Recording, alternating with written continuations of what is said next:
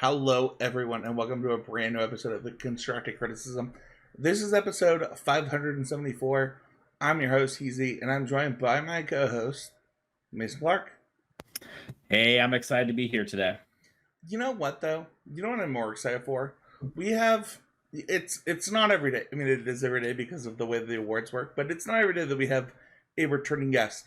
In fact, I did some digging, Nathan. Do you know... You don't know because I didn't. Do you know who you're joining in returning guests? No, tell me. Alexander Hayne and Paulo Vitor Dama de Rosa. Ooh, those are some hot names. Well, luckily you got the younger, more handsome version. Oh, let's go! Let's go! We're so excited to have you back. And to be honest, we let our patrons know about our episodes early. And this was one of the episodes they were the most excited for. I don't know if you know this about yourself, but you're quite popular among Magic players. Our listeners loved you. They were very excited for you to come back, and not for no reason. The last time you were on the show was episode 459, which blew my mind. I thought it was way more recent than that. So it's a whole 115 episodes ago. Yeah, but you also won the CCMG award for best guest of that year. And we actually try to have 3 to 5 guests per year. But you spoke on some stuff that we're actually going to talk about in this episode. But Nathan, you are beloved by the CCMG community. Did you even know that? No, I had no idea, but I highly appreciate that from everyone. I think one of the reasons that I really like talking on podcasts, and I had my own podcast for a while that I couldn't really maintain, but some of the joy that you get from it is you also just get to articulate yourself in a platform where the subject is whatever is on your mind at that point in time. And yes, obviously I'm going to do a lot of talking about Magic. That's sort of the primary subject here, but I'm glad that I get to chat with you guys and sort of share what's going on in my head and in the Magic sphere. And yeah, this is really cool. So we actually have gotten some flack for calling you the future GOAT. The last time you were on, people have quoted us as you don't know what you're talking about, blah blah blah. I still believe it. When we had you on last, you were at the height of your power, right? And you are currently qualified for the next Pro Tour. And you fell off. And I feel like it's a system problem more than if you had run in the same fields as the GOATs that we have today, I have no doubt that you'd be already up there. But I'm kind of curious, what have you been up to? We got you at the height of your power. Obviously, you fell off the train. But what happened since then? So it's been interesting, Spencer, because I obviously, had a lot of success in 2022 to 2023, and that was a big pivotal part of my career.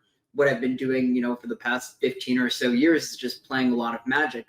But yeah, the way the system is set up is in such a place where you're not really going to be able to maintain playing every Pro Tour event unless you day 2 them all, pretty much. It's really hard otherwise. And at first, it was devastating for me not qualifying for one of the Pro Tours. The chain of events I had was something like, I won Worlds, I top 8 at a Pro Tour, I won a Pro Tour, and then that qualified me for 3 more Pro Tours. And so at those 3 Pro Tours, I went 7-9, 9-7, and I missed day 2. So, pretty solid set of results. But you can't really afford to miss one day 2, and that sort of was the end of that. It's basically you're starting from 0 at that point. But that's 1 year. First, yeah. So that was 2024, I guess. Yeah, 2024. But you've actually, I don't mean to speak for you. I've actually talked to you that you are a huge part of other people's success since then. Mm-hmm. And that was your goal on the last episode you did with us at the end of the episode. I like that you're smiling. At the end of the episode, you said your goal was to be a better teammate and to lift others up. And others have told me, I don't know, Mason, if you've heard this too, that Nathan has been that for a lot of people. Yeah, I've heard kind of like, maybe things are exact, who knows, but like through the grapevine, kind of like, yeah, Nathan trying to like really help shape and reform the testing process a lot is how I would describe what I've heard, Yeah, I would say one thing that was a huge success was I've been coaching for a little while, but when you're competing, it's really hard for you to give the same level of yourself to your clients and try to help drive them through a different process. One thing that I put a lot of time into is helping Team Handshake, who, we've had some ups and downs, and I've tried to both involve myself with the process a decent amount while also keeping in mind that there have been periods after not playing in a pro tour where I was like, I need some space to reflect and kind of reassess what I want to do. This past weekend was pretty incredible in that sense, though, where one of my really good friends, his name is Mason Bonadonna, he top aided this pro tour. And he's someone who, I moved to the Washington, D.C. area about 2.5 years ago at this point, and he was one of my first friends that I made in the area. We ended up carpooling through Twitter to an RC once we had gotten to the airport, realized we lived 5 minutes away from each other, and made dinner plans the next week after we got back. So that was really cool. And since then, I've both been a good friend of his and also his coach and helped him out.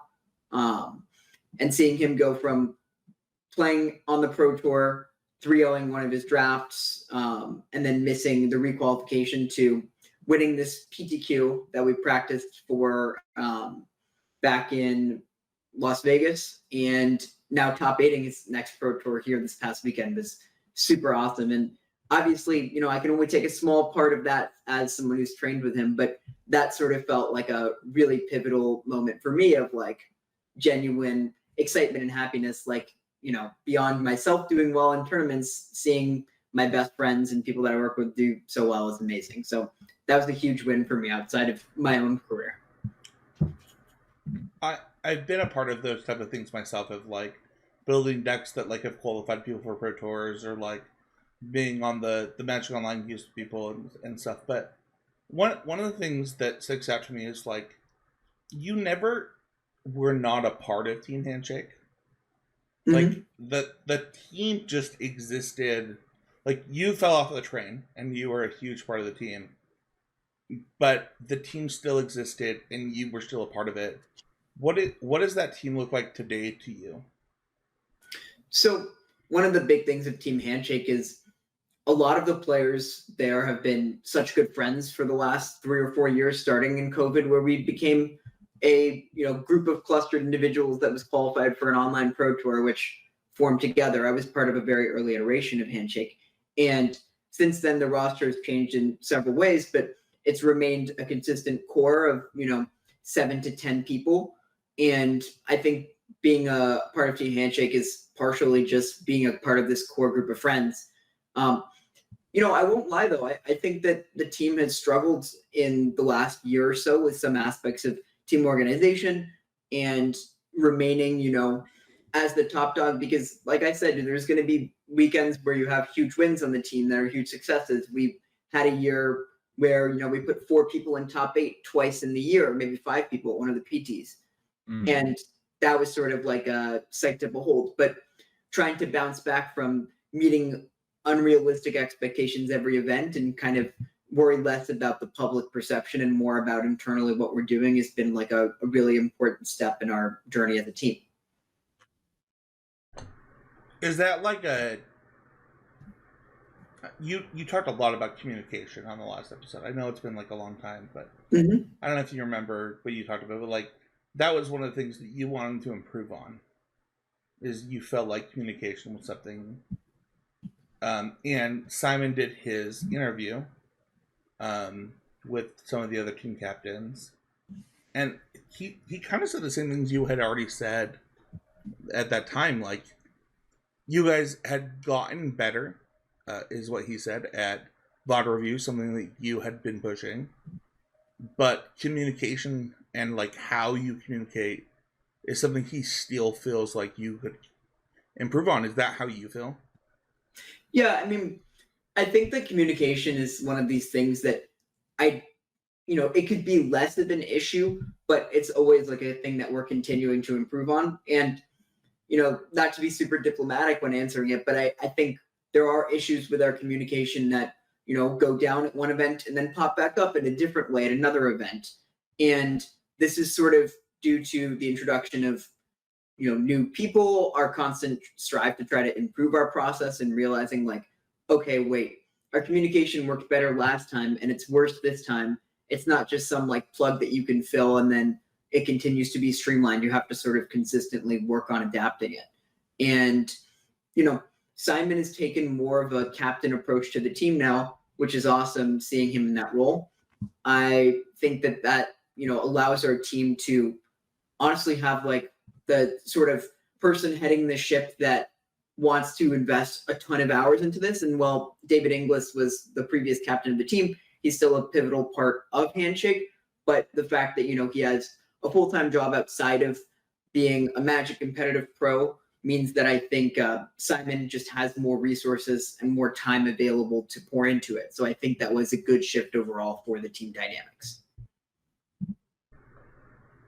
It makes a lot of sense. It reminds me a lot of Magic in life in general, right? Where it's one of those things where it's like you can start to get something down and like even kind of hit a stride. But if you don't maintain that kind of effort and that constant, like, okay, how can we improve this or, maybe maintain this or facilitate it more or work some new element in, it is going to just, you're going to like kind of trip up, right? And even if you are doing things right, you'll still have moments where you sort of, blunder a bit. So it is kind of cool to, to hear like, that is such a big focus of the team is like, just in this one aspect of like, okay, we need to be really good at translating ideas to one another in efficient ways, It's something that I think a lot of people who are on like local testing teams, they could really get a lot from is like learning to speak each other and learning to communicate clearly with one another.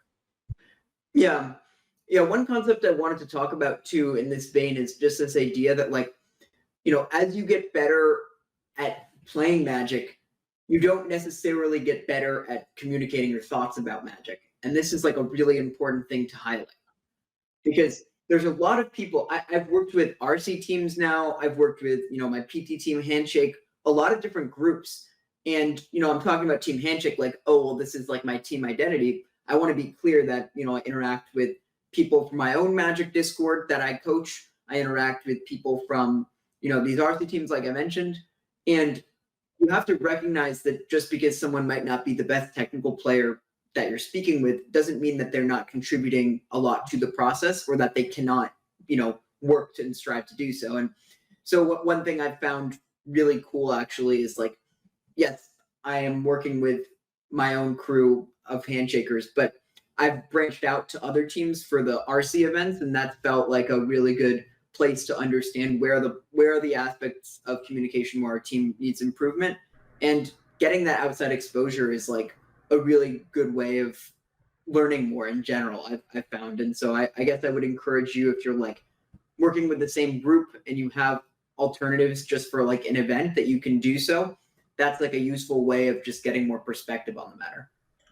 I had a recent interaction where I just shouted out a random person in the CCMPG patron testing team for this podcast, and I was like, like, hey, like I did this great thing, I'm gonna dedicate it to this person. And they're like, why did you do that? I was like, because every time you talk, you give valuable information, and you don't talk a lot, and it's like, it's so hard to get. It's so hard because like people that are gonna talk are gonna talk. Like, I mean, we've all been a part of those discords and those team conversations. I think that like I'm like a responder, for example, where like I'll respond to things quite a bit. And it is important to have all of those assets in there, but also for people to feel, like you said, Nathan, valuable when they do speak up. Because it's hard to feel like you are like, somebody has posted 300 things, you disagree with 2 of them, but like, are you supposed to just say what you think and then You know, the avalanche comes down on you, and I think the answer is yes. I think that like you're there for a reason is often what I tell people, and they're like, I'm not like a contributor the way that other people are. I'm like, yeah, but why were you invited? Yeah, yeah, I agree with that. I mean, one thing also is like, you know, I think as someone who, I've accumulated some accolades in terms of Magic results. Some people can get intimidated when chatting with me about an idea. And one thing I often remind them is like, we both have the same goals here. I think I might have more experience in terms of, some of the aspects of this process, and I'm happy to guide and lead and try to like help us get to a place where we're communicating effectively, like we talked about with communication. But there's also just some aspect of like leave your ego at the door when you're doing testing as a process. And I'm not going to act like I'm perfect in this way. Like, things come up and sometimes you're feeling a certain way towards someone. But my main intention going into testing and working with people is to create or foster an environment where like you can say whatever as long as you're being respectful to the other person and taking feedback well. Like the people that I struggle with the most on the other end of the coin are when I'm like, I don't really think that this is conducive to us getting somewhere. Like, can we try to like, work on this other thing, or like, can you maybe like shift gears with me a little bit? And some people can be less, inclined to do that. So I've just tried to figure I'm out. gonna challenge you on this. How do you do that? Because I think a lot of people that like I've coached, I don't know how you feel about this, Mason, but like a lot of people that I've coached, like they don't feel comfortable having that conversation.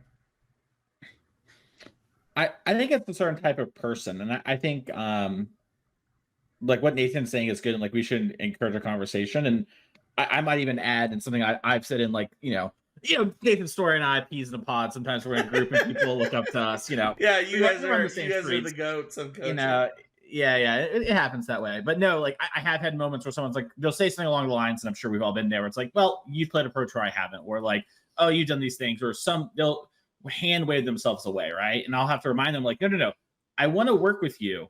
Like, don't, just because I won 8 matches of Magic does not mean I'm right.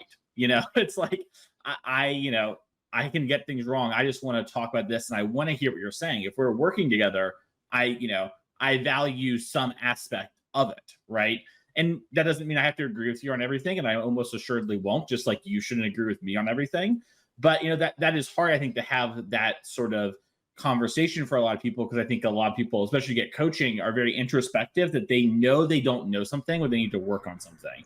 So it kind of biases towards those people that will take a step back and be like, yeah, I know that I got stuff wrong. And so in a situation like that, they might be like, well, Mason's really confident, so I'm going to go with his gut over my own. Or, like, yeah, Nathan's really feeling it here. He seems very sure. And sometimes it's like, no, I'm just stating what I think.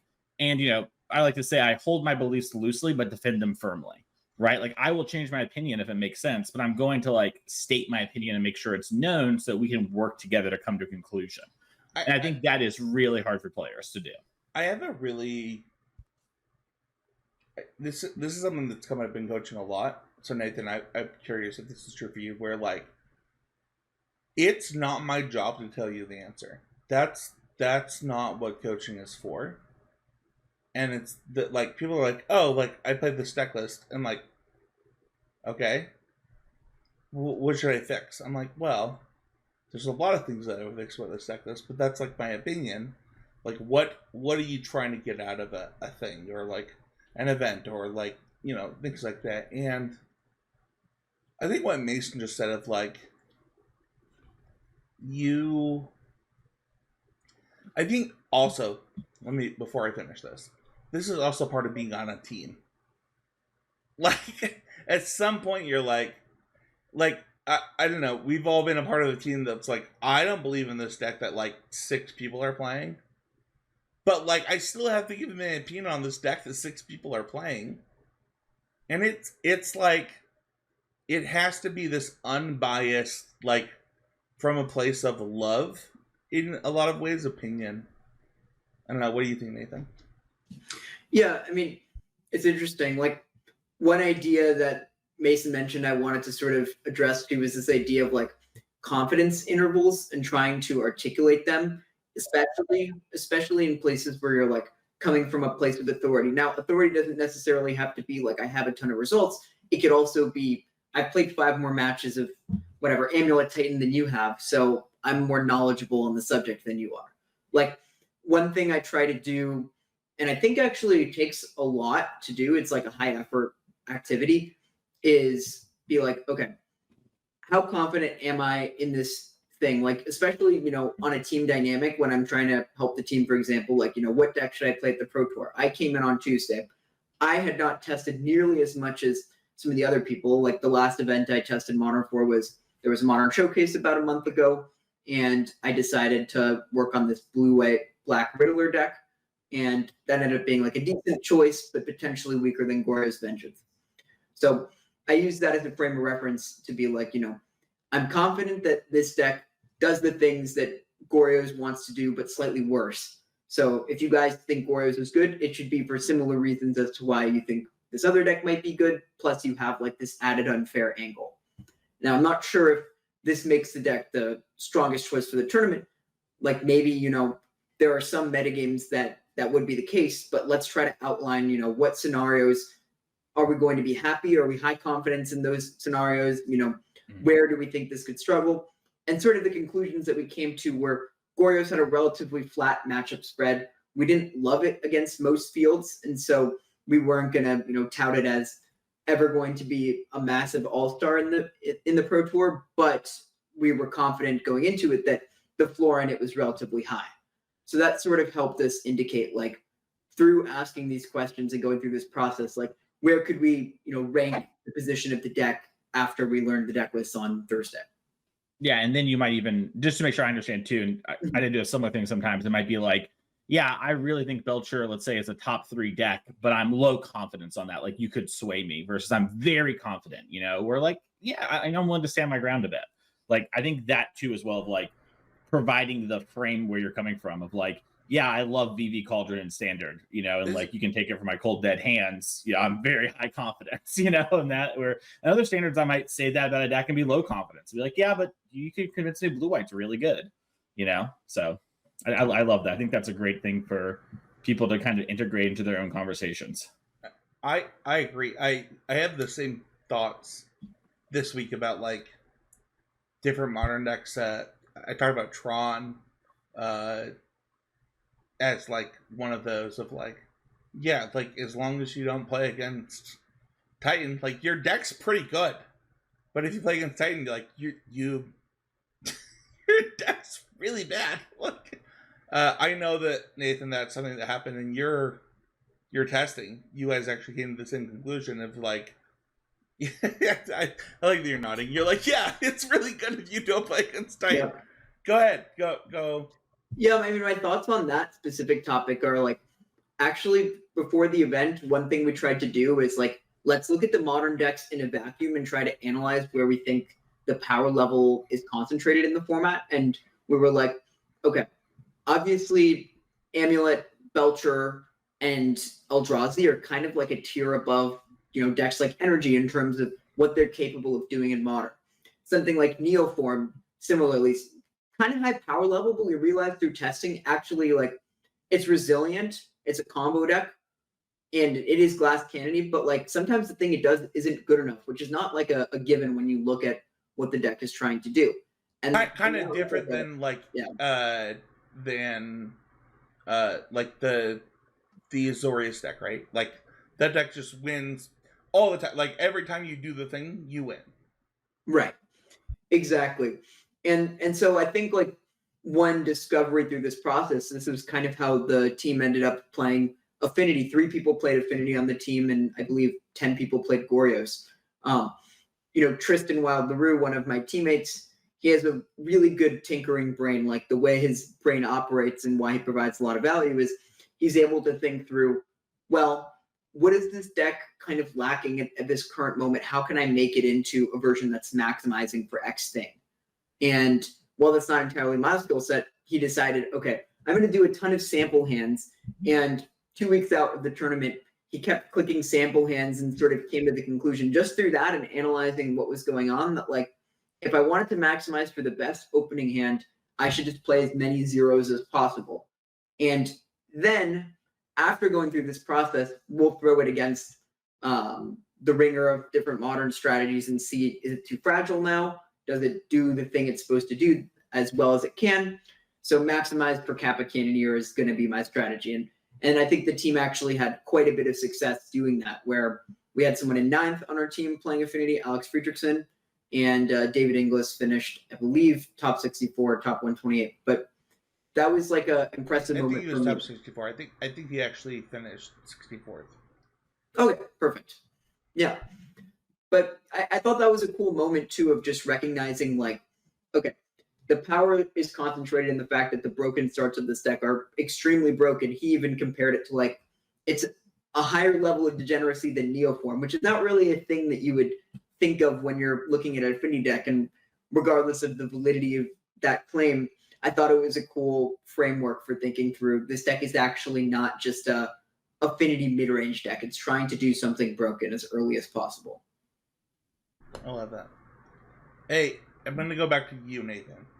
Mm-hmm. And this is kind of a personal question, but like, you took, what is it, a year and 3 months since your last Pro Tour? A little longer than, oh yeah, no, that's a little longer than that, since I didn't play in, did I play in the second Pro Tour last year? Gosh.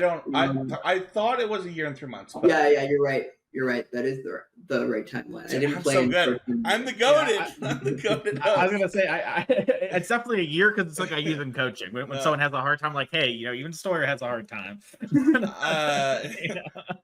But I think that anyone who has listened to you, and Mason and I both, we use you as an example when we coach and how we're doing things. Like, we know that you've learned things. What did you learn from that year and 3 months? Like, what's your biggest lesson you learned from like going back to the RCU grind? Like, what happened? Yeah, I mean, so there's a few things that come to mind. One of the bigger ones is I think it was really nice to be able to choose how I engaged with Magic as opposed to feeling like I have an obligation to engage with Magic in a certain way. Might not be the answer you were expecting, but like I actually found it quite overall good for like my life to have a bit of like a forced break. And part of that was just, okay, I'm playing in some RCQs, sure. I'm traveling with friends and I'm going to some of the RCs, but I took off this level of pressure to perform in a certain sense. And that allowed me to like enjoy playing infinitely more. Honestly, like I found even by like the last Pro Tour that I played, I was feeling this sense of dread. Like if I miss out on day 2, it's going to be embarrassing. It's going to feel crushing, and I don't know what I'm going to do. But like, I want to look good. I want to feel like I belong at the top levels of the game. And it was clear to me, like, at least 6 months ago or so, it took some time. It was, a difficult period for me. I think initially it felt really bad, but after taking some time, I think it was clear, like, actually I can have Magic as like a core component in my life and not have it be the central thing that I'm, obsessing over at all times. And so I've kind of struck in a better balance. This weekend, for example, I had a conversation with Yuta Takahashi. We were talking on day 2 of the Pro Tour, and he had just missed day 2 and was playing the PTQ. And one thing we chatted about was like, wow, we're both, we both fell off the Pro Tour. And he was saying like, oh, but you're like back on the Pro Tour. And, I mentioned to him, well, I saw that you just had a kid. Like, are you happy? Like, what's going on outside of life? And he was sharing with me like a little bit. And I really found it to be like a really nice moment to hear from him. Like, okay, well, he's not playing on the Pro Tour necessarily next one. He's going to play in the RCs and try to requalify. But he was still smiling and happy and seemed just like excited to be involved. And I really appreciated that. I felt like, it was a really cool moment to be able to connect with someone who similarly has a ton of success in Magic. We had a Patreon moment a couple weeks ago, maybe 2 weeks ago, Nathan, where they were like, "Oh, I have qualified for one Pro Tour." Something like I think there were like 86 or something % of people only qualify for their first Pro Tour. And I really want to qualify for my next one, and I was like, I've never felt that way. I qualified for my Pro Tour. My wife got pregnant, and I never went back to like the grind. And I think that your answer of like balance is good, is really cool. But I have to ask, should you not have been qualified for all those like what's going on with competitive play? Like you should have been qualified, right? I mean, obviously I've reflected on this a lot. There's like a few things that come to mind. One, I kind of feel like the system is set up in a way to maximize for people being able to play in their first event, not necessarily to allow those, or to keep people playing in the events who have mediocre finishes. I would prefer a system that both rewards some level of consistency, but also gives more opportunity and doesn't feel like you fall from the top to the very, very bottom with everyone else. There should be some metrics in play to continue. Which is what the RCQ system is, right? Like you go from I qualified for the Pro Tour, I didn't do well at the Pro Tour, I'm all the way back to the RC. Like that's the way the system works. Yeah, but some of the gripes I have with it are the sample size issue. Like one of the clearest moments where I could be like, wow, this is just very, very difficult in terms of the time frame that we operate on, was recognizing we really only get 3 RCs a year that we get to try to qualify at.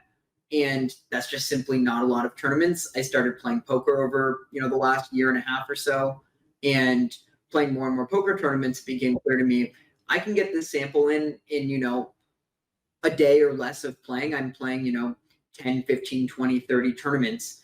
And while I'm doing that, it's clear like the variance in a game like Magic is high enough such that you're not guaranteed, even as being a really good player, to qualify once a year if you're grinding the RCs and you're at, a super high clip, like performing at 65% win rate.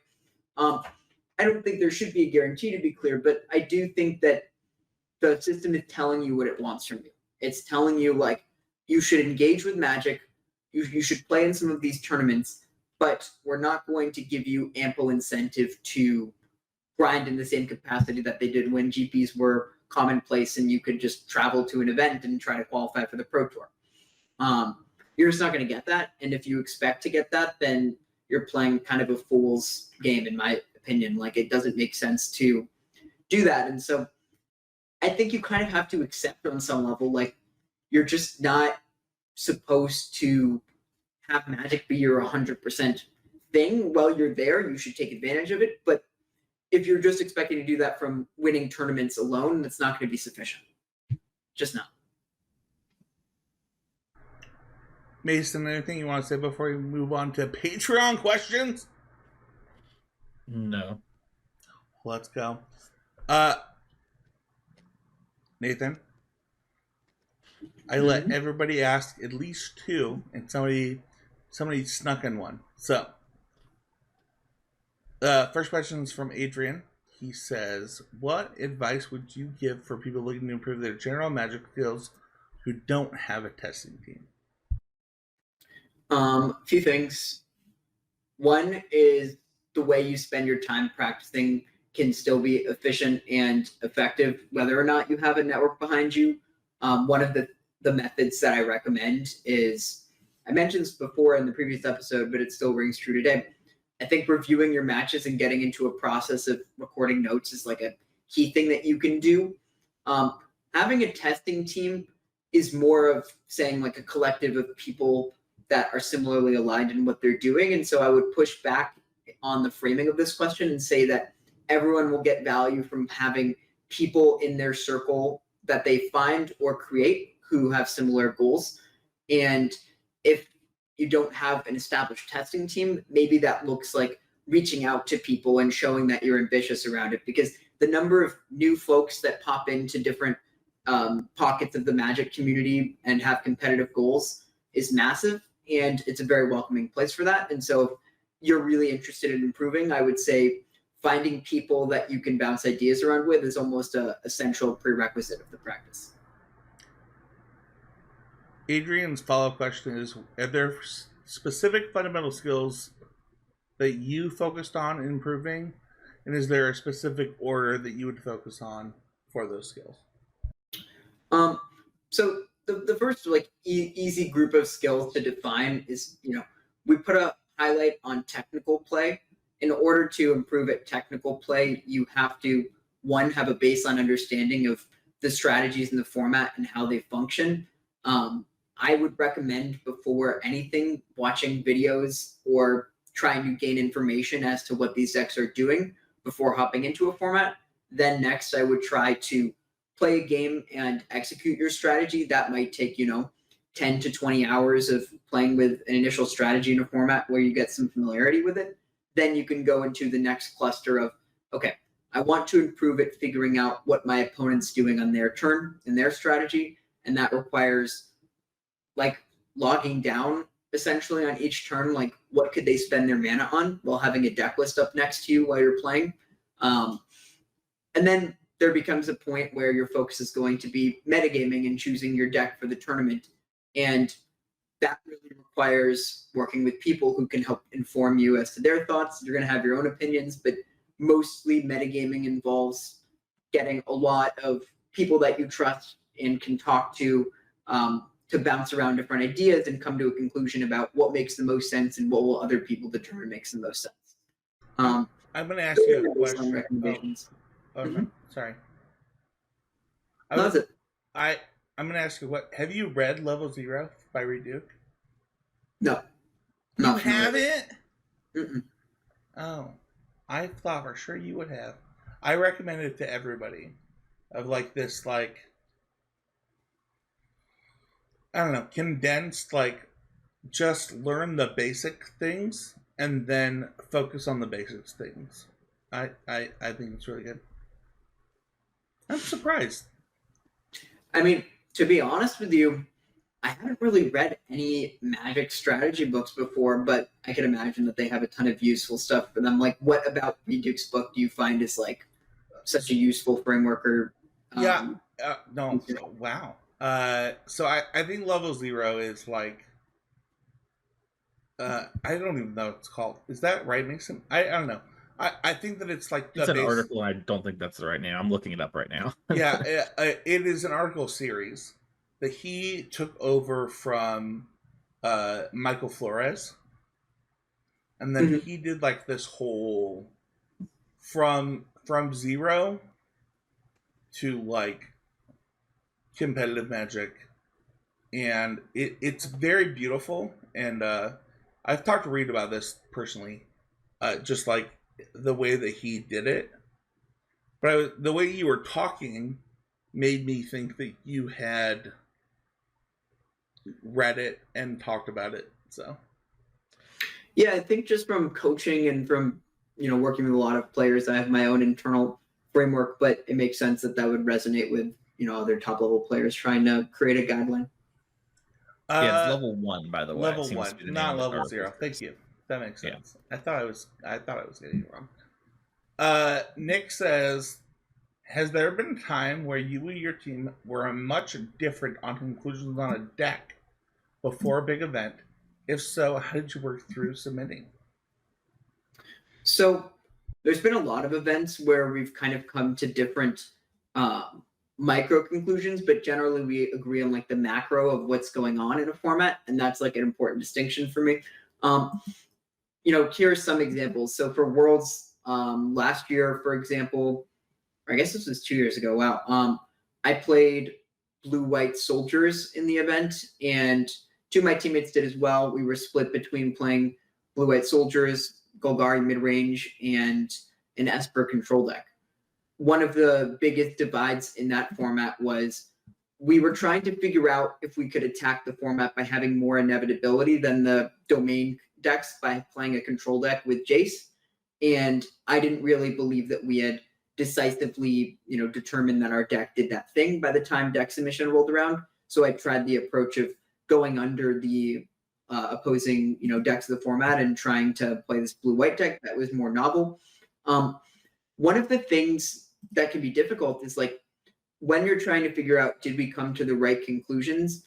You're usually arguing on the basis of, well, does my strategy do what I think it does as well as you do? Meaning like there are a lot of times where our teams converge on, like I said, the macro, but we really disagree on like the small differences between what our specific list is doing. And usually how that's resolved is like post-mortem chats after the event, just talking through like what did we end up succeeding in here as a reflection of the strategies we brought. It's really hard because the evidence we get after a tournament is, biased by what decks did well. And sometimes that's reflective of the best choice. Other times it's just not. And, the biggest example I have of that actually is Javier won Worlds last year with Doomsday Excruciator combo, blue-black. And the team ended up doing horribly outside of Javier with the deck, actually. Javier played a ton with the deck. And for him personally, it was the best choice for the tournament.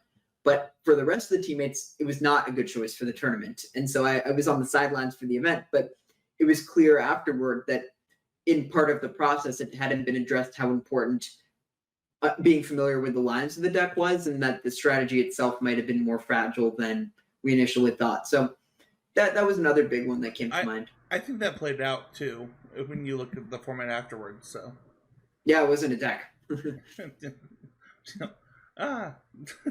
You said it, not me. The night before a top 8, how are you preparing the next day? Just like, are you looking at your quarter opponent, your cyber plan, semis? What are you doing, Nathan?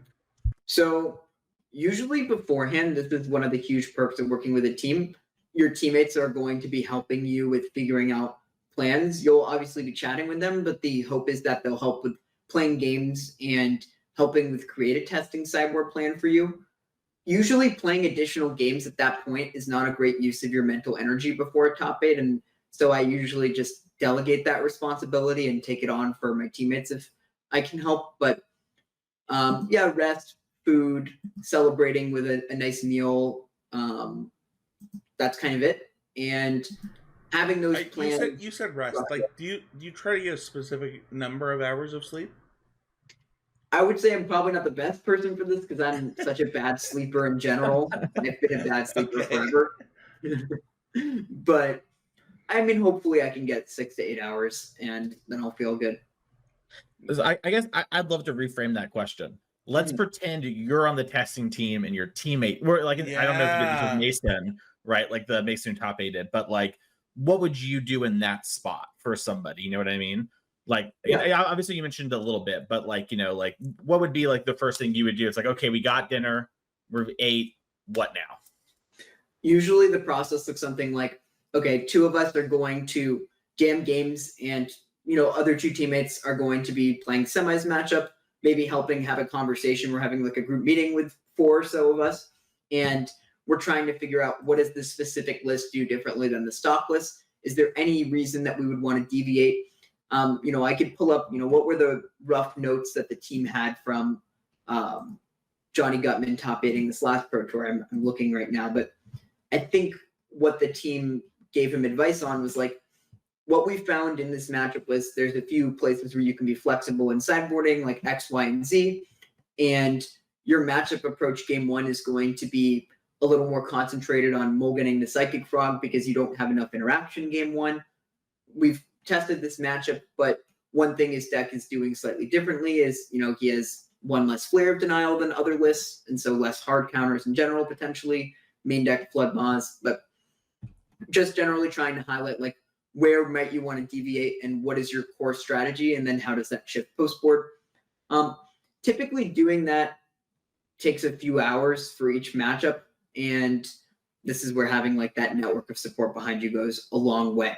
So I would say it could vary, but yeah, typically just informing your teammate as for what plans they should take and letting them relax.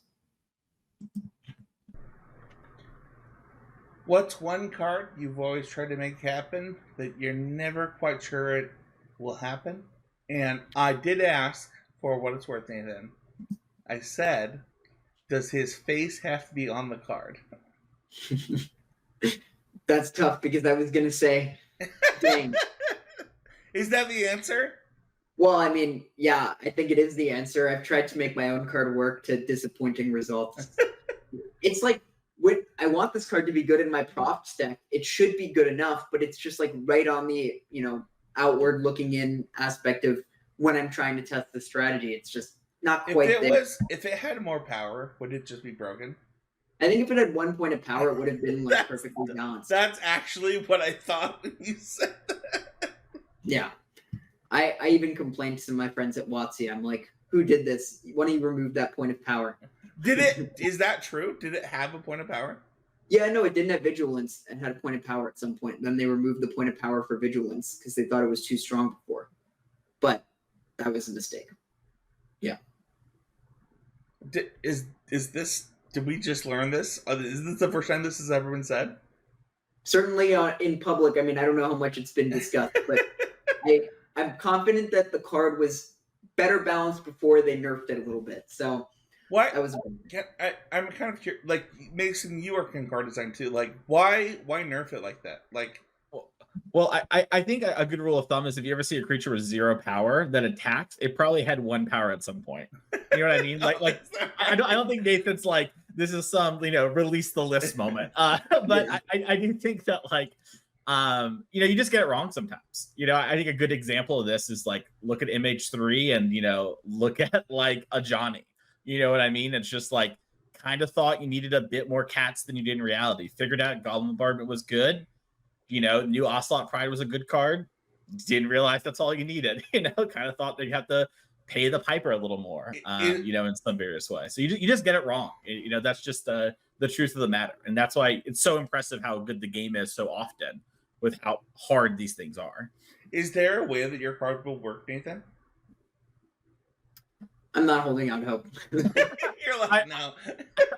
I have a question for you, Nathan, that's to spin on this. If you could trade with any of the other winners, so like Elite Spellbind or Fervent Champion or Jean-Emmanuel Depraz's creature that just got announced, would you take a swap or would you stick it out?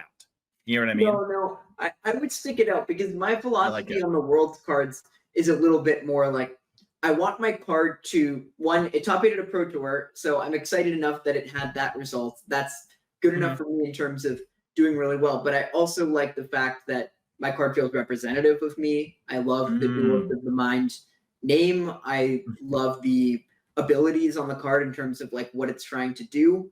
I don't really mind the fact that it's not some, multi-format all-star. At the end of the day, it's sort of just for me to be able to remember the significance of doing well in a big tournament, and having the Duelist of the Mind as my own feels like enough sentimental value. It's gotta be. It'd be pretty frustrating if you because if your card was really good, you would lose, and you'd have to navigate the moment where someone makes an awkward joke that isn't that funny, but they say something about like got you with you, and you have to be like, ha, good one.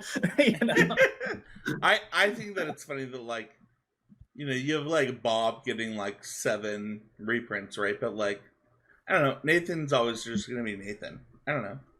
Yeah, no, I do think it's kind of funny. They're not doing that. No, it's not a dagger. Nathan is always Nathan. No, it's so funny because it's so true. it's just funny. Yeah, it's not happening. But I do think that at least one of the stupid jokes like what you said obviously are going to happen regardless. I don't mind them if they're in such small doses, but they're not very funny, like you said. Yeah, dude, I've died to so many top deck Pelagias and people go, thank you. I'm just like, man. I mean, that is your fault. So I hope every Flage that kills you, somebody says thank you, Mason. Yeah. That's pretty great. I do appreciate though getting the cube screenshots of like time twister, killing the opponent, attaching. That's cool. I like that. Oh, that's Oh, sick. see, That is those sick. are the good feels, though. Yeah, those are All the right, good ones. final question. With Magic getting more complex and more cards, more words on cards, more triggers, more tokens, do you feel like we have enough time on the clock?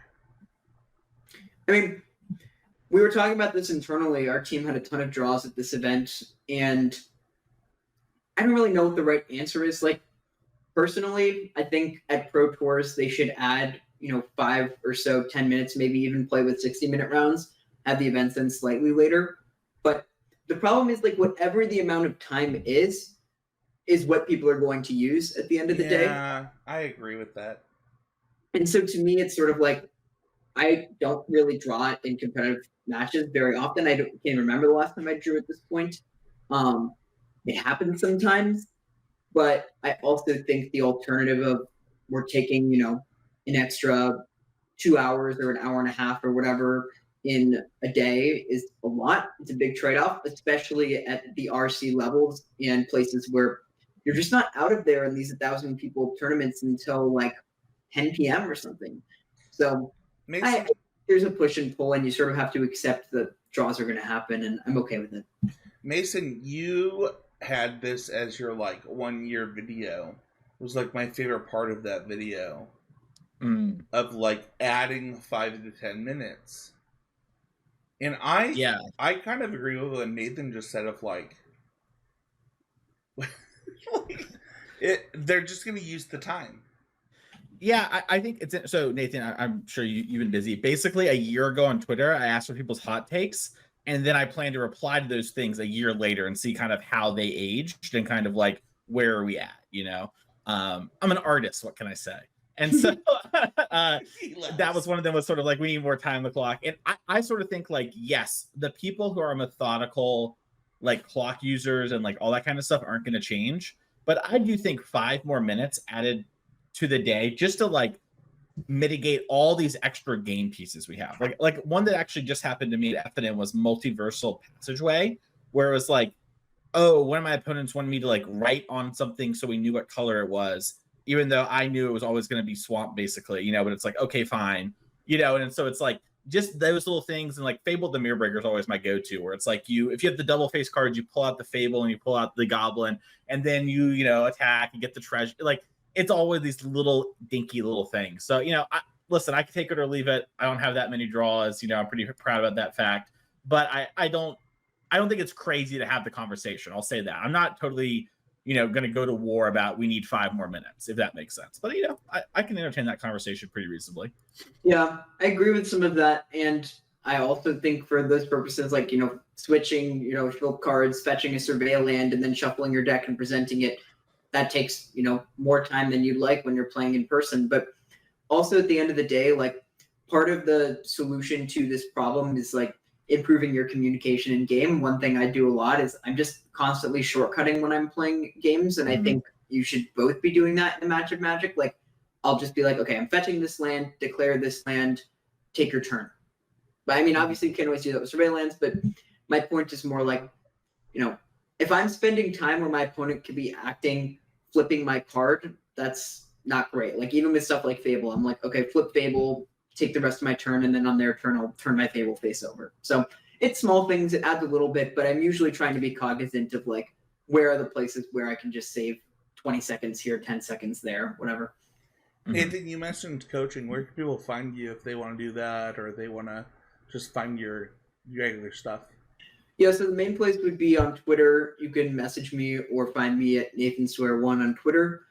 If you want to chat more with me or you're interested in coaching, the few places you could find me are: 1, you can send me a DM on Discord at Nathan_Steuer, or you can book a message, send me a message or book a class through Medify with me if you want to do a one-on-one session. Whatever works for you. I'm happy to work with anyone really, and I am also happy to help you find someone else if I'm not the right person. So let me know if I can help in any way. What if you're the right person, Mason? Where can people find you? Yeah, so once Nathan says you're not right for me, get out of here. You come over to me. No, I'm just kidding. You can find me on Twitter at Mason E. Clark. You can find me at twitch.tv/TheMasonClark. You can reach out to me for coaching on Twitter, like we just talked about, or my email, masoneclark@gmail.com, and put coaching in the description. That way you don't get lost in the spam. Awesome. I love that. You can find me at Spencer Victor H. Basically everywhere, unless it's at He's a Game on Twitter. Nathan, you stayed so much longer this time. I feel like I stole your time in a lot of ways, but I had a lot of fun. So thank you everybody for listening. Thank you, Nathan, for your time. And I think that people are really excited for your return to the Pro Tour. Do you know that? Do you know that people know that you're qualified and like they're excited? Yeah, I was really excited to get the social media response I did to winning the Mox Open and being back on the Pro Tour, playing in the Mox in about a week. Oh my gosh, it's crazy. But I kind of just feel like, wow, I get to compete again. I get to test for the events. And I'm going to get to see everyone while I'm in the tournament as opposed to being on the sidelines. So, it'll be a fun experience. And if I can play in another one after that, that would be awesome as well. Yeah, I think that we're all rooting for you. Thank you so much, Nathan. Thank you so much, Mason. And we'll see everybody next week with a brand new episode of Constructive Criticism.